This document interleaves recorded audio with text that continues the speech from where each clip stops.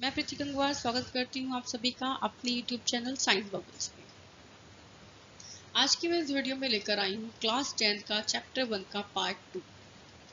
हमारे पार्ट का नाम है रासायनिक अभिक्रियाएं एवं समीकरण, केमिकल रिएक्शंस एंड इक्वेशंस।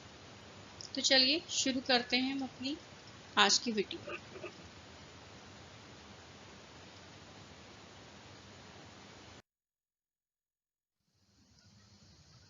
चलिए बच्चे शुरू करते हैं आज की वीडियो का टॉपिक, रासायनिक अभिक्रिया को संतुलित करना, बैलेंसिंग ऑफ केमिकल रिएक्शंस।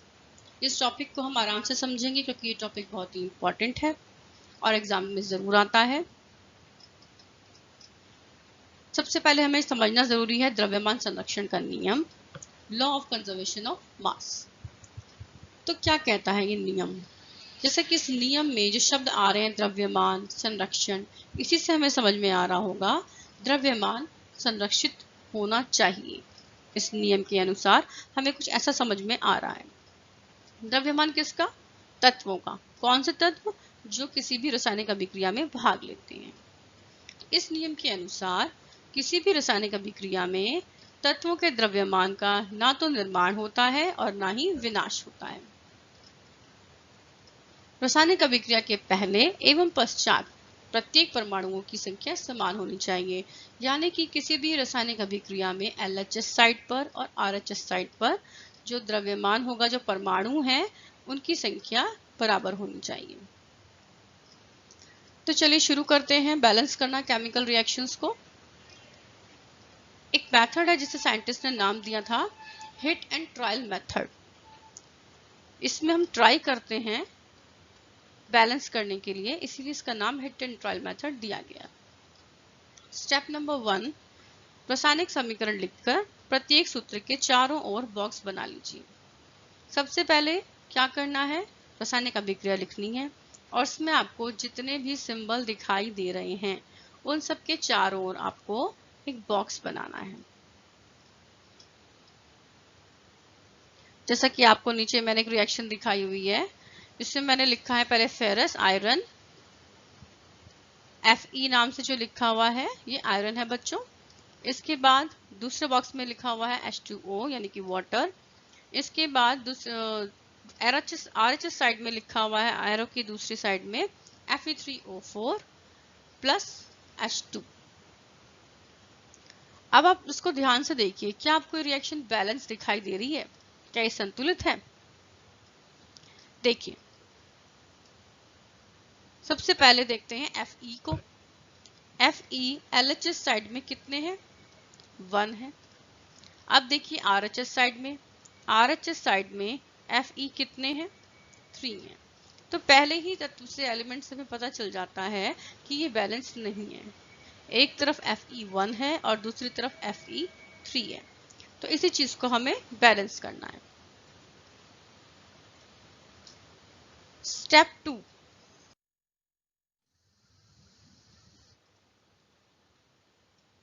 इसमें क्या करना है? अब हम बनाएंगे एक टेबल और उस टेबल में जितने भी एलिमेंट्स हैं उनके परमाणुओं की संख्या को हम नोट करेंगे।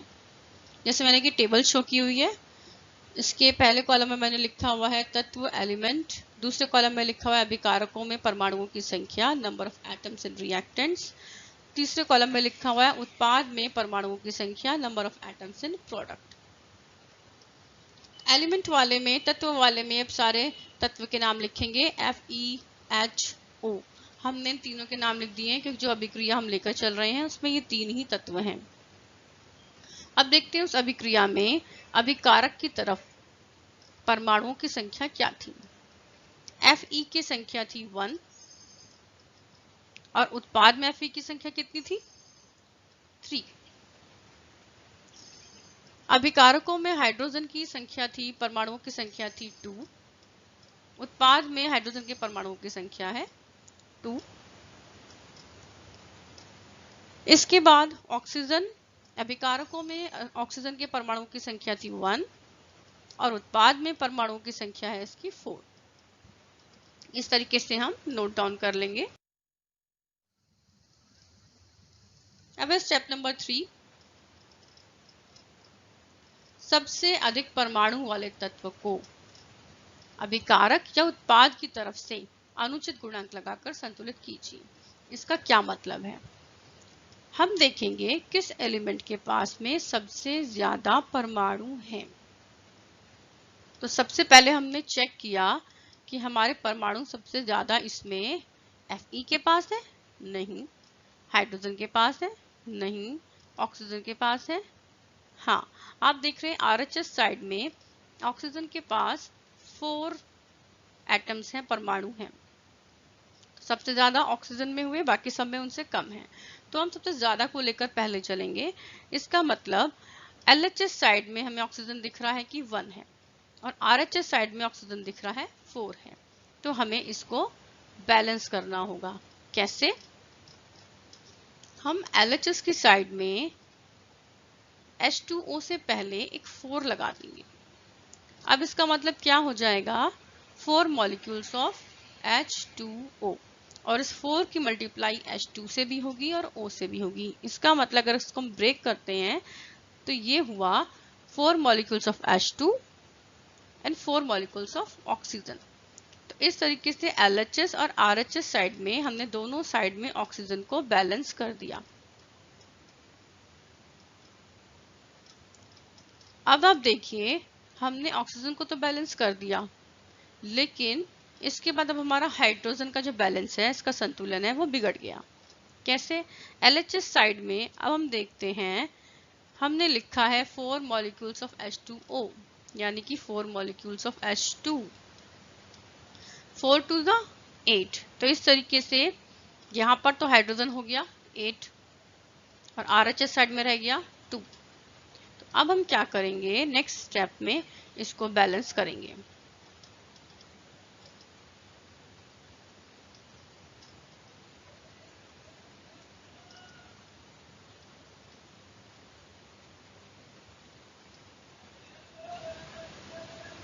ये देखिए, जैसे हमने स्टेप 3 में ऑक्सीजन को संतुलित किया था, बैलेंस किया था, अब स्टेप 4 में हम बाकी के सभी एलिमेंट्स को, सभी तत्वों को बैलेंस करेंगे।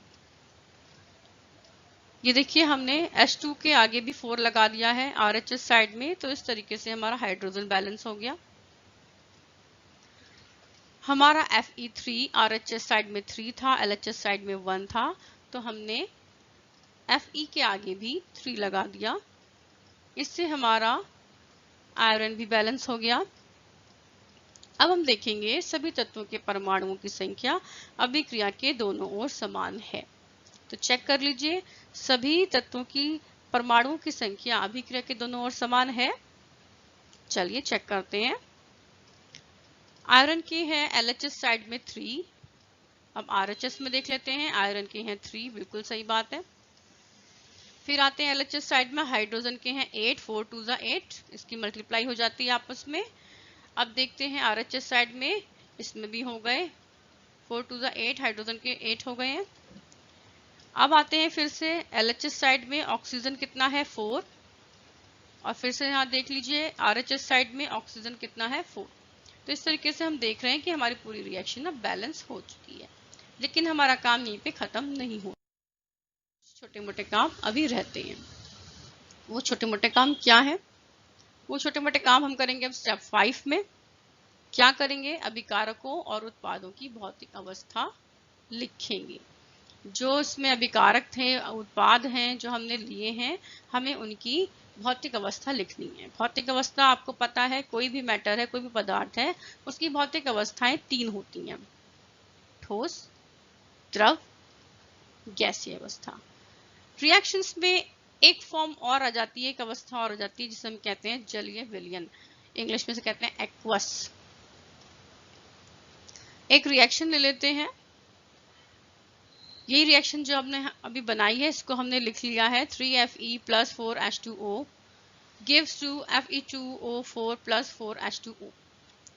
ब्रैकेट में आप देख रहे हैं मैंने लिखा हुआ है Fe के आगे लिख दिया है S, जिसे ये इंडिकेट करता है कि ये सॉलिड है, ठोस है। H2 के आगे मैंने ब्रैकेट में लिखा हुआ है G, जिससे ये इंडिकेट कर रहा है कि ये एक गैस फॉर्म में बनी है। अब इसके बाद स्टेप 6, इसमें हम क्या करेंगे, कुछ आवश्यक परिस्थितियां होती हैं जैसे कि ताप, दाब या प्रेरक, ऐसे कई चीजें होती हैं। इनको हम तीर के निशान के ऊपर या नीचे कहीं भी लिख लेते हैं। मैंने कंप्लीट करा दिया है बैलेंसिंग ऑफ केमिकल इक्वेशन, यानी कि रासायनिक अभिक्रिया को संतुलित करना। उम्मीद है आप लोगों को समझ में आया होगा। इसके आगे का टॉपिक लेकर मैं मिलूंगी आपसे इस चैप्टर के पार्ट 3 में अपनी नेक्स्ट वीडियो में। तो बने रहिए मेरे चैनल के साथ, इसे सब्सक्राइब कीजिए, लाइक कीजिए, शेयर कीजिए। मिलती हूँ मैं आपसे अपने अगले वीडियो में। तब तक के लिए नमस्कार, जय।